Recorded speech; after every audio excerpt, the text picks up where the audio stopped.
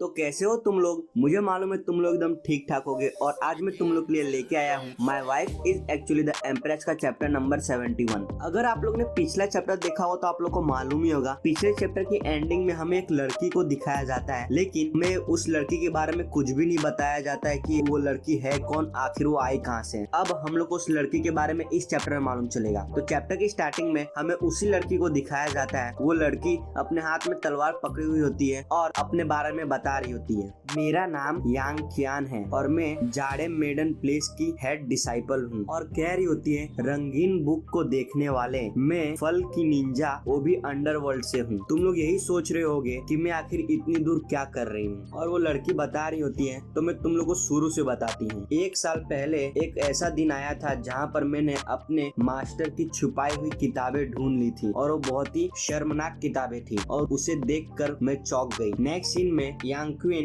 अपने मास्टर को वो किताब पकड़ के दिखा रही होती है और हंस भी रही थी और कह रही होती है, मास्टर क्या आप छोटे बच्चे हो जो ये सब किताबें अपने बिस्तर के नीचे छुपाने लग गए? आपको क्या लगा था क्या मैं इसे ढूंढ नहीं पाऊंगी और आप अभी भी ये सब किताबें पढ़ती हो? ये सब सुन के मास्टर को बहुत ही गुस्सा आ रहा होता है। फिर नेक्स्ट सीन में हमें दिखाया जाता है उसके मास्टर ने यांग वेन को अपने घर से बाहर लात मार के निकाल दिया होता है और यांग कैन कह रही होती है, मेरे इस गलती की वजह से मेरे मास्टर ने मुझे लात मार के घर से निकाल दिया, इसके लिए मैं इधर उधर भटक रही हूँ। नेक्स्ट सीन में हमें यांग क्वीन को दिखाया जाता है, वो एक औरत के साथ बात कर रही होती है बीच सड़क में और कह रही होती है, थोड़े दिनों पहले मैं इधर उधर घूम रही थी, फिर मैं इस राज्य में थोड़े दिन पहले आई और मेरे पास जितने भी पैसे थे सारे के सारे खर्च हो गए, लेकिन एक बूढ़ी औरत मेरी मदद करने के लिए तैयार हो गई और वो मुझे काम पर भी रखना चाहती थी, इसलिए मैंने उसको हाँ कह दी। नेक्स्ट सीन में वो औरत यांग क्वीन को कह रही होती है, यंग लेडी तू बहुत ही ज्यादा मेहनती लग रही है, मुझे मालूम है अगर तू अपनी जी जान से मेरे इधर काम करेगी तो तू एक दिन हुआ लिन को भी पीछे छोड़ देगी। और यहाँ पर हुआ लिन यांग क्वीन की तरह काम करने वाली होती है जो इस औरत के यहाँ पर काम करती है। यांग क्वीन कह रही होती है, लेकिन अब देखो। नेक्स्ट सीन में यांग क्वीन उधर खड़ी होती है और वो औरत यांग क्वीन पे चिल्ला के कह रही होती है, तू पागल औरत, तूने आखिर क्या किया? तुझे मालूम है तूने जिस आदमी को मारा था वो बहुत ही पैसे वाला था और उसके पास इतनी पावर है कि ये जगह को वो बंद भी करवा सकता है, समझ गई? और मुझे लगता है आज के बाद हमारा वांग सी मेंशन जल्दी बंद होने वाला है सिर्फ तेरे वजह से। तभी यांग क्वीन उस औरत को कह रही होती है, जो जैसा करेगा उसे वैसा ही मिलेगा, उसकी हिम्मत कैसी हुई मेरे साथ इस तरीके से बात करने की, इसीलिए मैंने उसे पीटा। तभी वो औरत यांग क्वीन को कह रही होती है, अभी तू क्या करने वाली है? क्या तू उसके पास जाके अपनी गलतियों की माफी मांगने वाली है? नेक्स्ट सीन में यांग क्वीन चिल्लाकर उस औरत को कह रही होती है, ये सब तेरी गलती है और मेरा इसमें कोई भी लेना देना नहीं है, अगर तूने मुझे इधर काम पे नहीं रखा होता तो ये सब होता भी नहीं, और वैसे भी मैंने उन लोगों को जान से नहीं मारा। ये सब वो औरत सुन रही होती है, थोड़ा परेशान भी लग रही होती है। नेक्स्ट सीन में हमें उस जगह को दिखाया जाता है और उसके अंदर से वो औरत कह रही होती है, जल्दी से सिपाही को बुलाओ और इस लड़की को पकड़ के जेल में डाल दो और देखो ये भागने ना पाए। नेक्स्ट सीन में यांग क्वीन वहाँ से भाग रही होती है और उसके पीछे एक सिपाही भी लगा होता है और कह रहा होता है, जल्दी से इस लड़की को पकड़ो। नेक्स्ट सीन में यांग क्वीन वहाँ से भाग रही होती है और परेशान लग रही होती है और अपने मन में कह रही होती है, क्या इस राज्य में ऐसा ही होता है, हर सिपाही मेरे को पकड़ना चाहता है, आखिर ये लोग मेरा पीछा कब छोड़ने वाले हैं? जब ये मेरा पीछा छोड़ेंगे तभी तो मैं ऐसा निकल पाऊंगी। नेक्स्ट सीन में यांग क्वीन की नजर एक पैर पे पड़ती है। फिर नेक्स्ट सीन में हमें ली और जो को दिखाया जाता है, वो दोनों वहाँ से आ रहे होते हैं और यांग क्वीन अपने मन में कह रही होती है, आखिर ये दो पागल कहाँ से आ गए मेरे रास्ते के बीच में, और आज कोई ना कोई मेरे बीच में आ ही जा रहा है, लगता है ये लोग नहीं चाहते कि मैं यहाँ से भागूं। नेक्स्ट सीन में यांग क्वीन चिल्ला के कह रही होती है, तुम दोनों मेरे सामने से हट जाओ, क्या तुम लोग को मरने की इतनी जल्दी है? नेक्स्ट सीन में यांग क्वीन देखती है, यहाँ पर तो 2 लोग थे तो एक कहाँ पर चला गया? फिर नेक्स्ट सीन में हमें दिखाया जाता है यांग क्वीन की गर्दन पे ली ने एक हाथ मारा होता है। नेक्स्ट सीन में यांग क्वीन वहाँ पे बेहोश हो जाती है और ली वहाँ पे खड़ा होकर कह रहा होता है, कितनी बदकिस्मत है तू, जो सारे लोगों में से तू आज मुझे मिली। नेक्स्ट सीन में ली की नजर किसी चीज पे पड़ती है। नेक्स्ट सीन में हमें यांग क्वीन की जेब में एक पेंडेंट को दिखाया जाता है और ली कह रहा होता है, ये तो। फिर नेक्स्ट सीन में हमें ली और जो के घर का सीन दिखाया जाता है। ली और जो वहाँ पे खड़े होते हैं और यांग क्वीन को वहाँ पे नीचे लेटा के रखा होता है और ली के हाथ में एक पेपर होता है, वो पढ़ रहा होता है और कह रहा होता है, कितनी बुरी तरीके से इस लड़की ने उस अमीर परिवार के लड़के को इतनी जोर से मारा कि अब उसके आगे का वंश भी नहीं बढ़ पाएगा, इसे उस जगह पे इतनी जोर से मारने की क्या जरूरत थी? आप लोग को तो मालूम चल ही गया होगा कि यांग क्वीन ने उस अमीर लड़के को कहाँ पर मारा हो सकता है। फिर ली कह रहा होता है, और ये तो हेड डिसाइपल थी जाड़े मेडन पैलेस की, लेकिन उसके मास्टर ने उसे उस जगह से लात मार के निकाल दिया। नेक्स्ट सीन में ली को दिखाया जाता है, ली अपने मन में कह रहा रहा होता है तो ये हेड डिसाइबल थी जाड़े मेडन पैलेस की, लेकिन कोई अंडरवर्ल्ड से हमारे राज्य में क्या कर रहे हैं। और इस पेपर में हमारे इंपीरियल पैलेस के बारे में एकदम अच्छी तरीके से लिखा हुआ है। नेक्स्ट सीन में ली यांगपिन को देख रहा होता है और अपने मन में कह रहा होता है लेकिन इस लड़की के पास आखिर वो पेंडेंट क्या कर रहा है। नेक्स्ट सीन में जो ली को हंसते हुए कह रही होती है तू आखिर देख क्या रहा है, क्या तू इसी खूबसूरती में खो गया। ये सुनते ही ली थोड़ा परेशान लगने लगता है। और नेक्स्ट सीन में ली जो को कह रहा होता है अब जब तूने ये बात कह ही दी तो मुझे अब मालूम चल रहा है लड़की है, नहीं तो मुझे लगा था कोई लड़का लड़की के कपड़े पहन के घूम रहा था। तभी जो हंसते हुए ली को कहती है तो ऐसी बात है। नेक्स्ट सीन में हमें ली को दिखाया जाता है वो थोड़ा परेशान लग रहा होता है और अपने मन में कह रहा होता है ये बहुत ही करीबी मामला था, मैं जो की जाल में लगभग फंस ही गया था, अच्छा कि मैं तेज हूँ।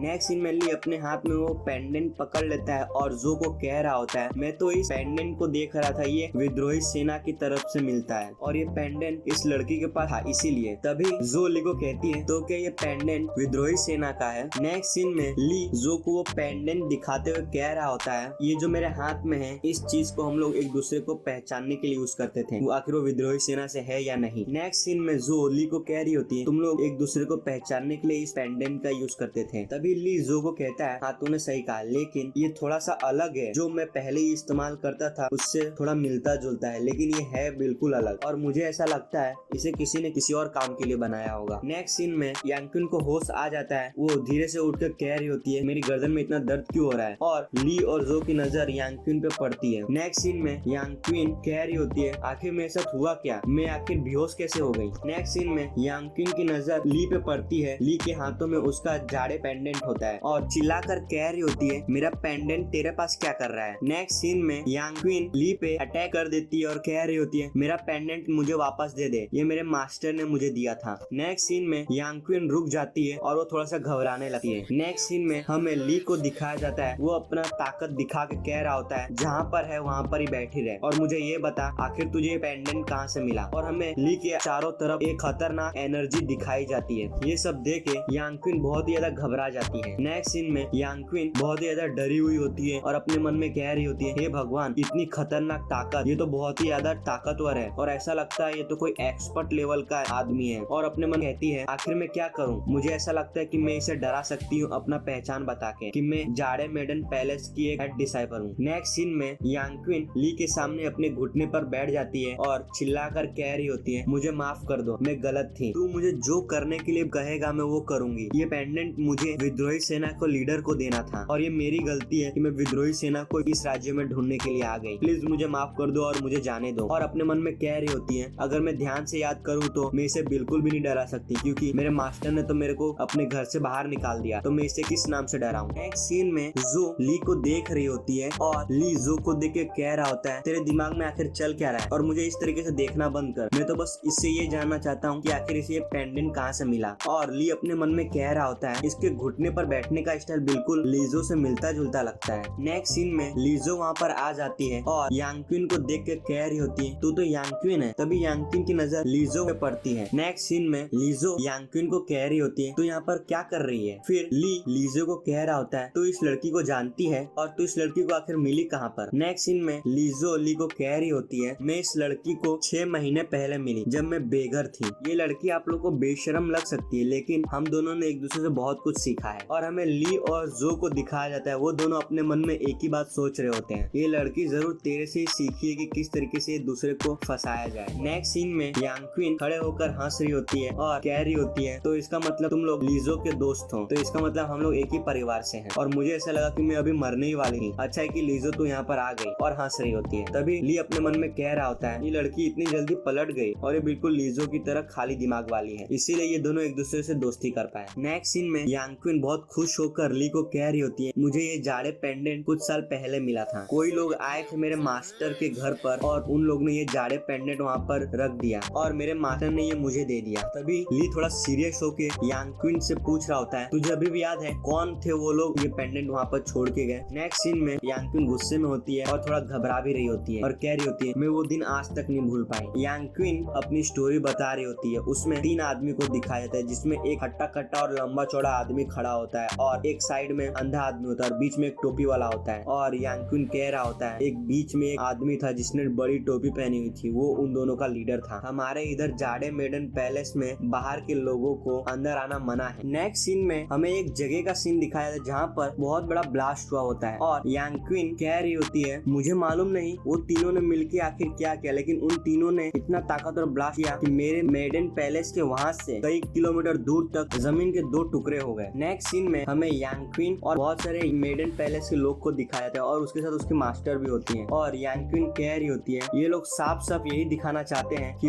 ये लोग कितने ज्यादा ताकतवर हैं और हम लोग इन लोग के सामने चींटी की तरह हैं। ये लोग जब चाहे तब हम लोग को कुचल सकते हैं। मुझे आज भी वो दिन याद है जब वो लोग ने मुझे ये कहा था। नेक्स्ट सीन में हमें वो 3 लोग को दिखाया था। उन तीनों में से एक टोपी वाला आदमी जो लीडर रहता है वो लोग का, वो कह रहा होता है मैं विद्रोही सेना का केयर टेकर हूँ और मैं ये साफ साफ तुम लोगों को कह सकता हूँ कुछ ही दिनों में विद्रोही सेना खत्म होने वाली है क्योंकि वो विद्रोही सेना छोड़ के जाने वाला है। नेक्स्ट सीन में हमें टोपी वाले आदमी को दिखाया जाता है, वो हंसकर कह रहा होता है जब वो विद्रोही सेना छोड़ देगा तब मैं वो जगह ले लूंगा और उसने जहाँ पर अपना काम छोड़ा था मैं वहाँ से शुरुआत करूंगा और एक नए समय की शुरुआत होने वाली है। और यहाँ पर ये चैप्टर खत्म हो जाता है। अगर तुम लोग इस चैनल पे नए हो तो चैनल को सब्सक्राइब करना बिल्कुल मत भूलना और साथ ही बेल आइकन दबा देना। जब भी मैं अगला एपिसोड अपलोड करूंगा तो तुम लोगों को सीधा नोटिफिकेशन मिल जाएगा। अब हम लोग अगली बार मिलेंगे my wife is actually the empress के चैप्टर नंबर 72 में। तब तक के लिए टाटा और बाय बाय।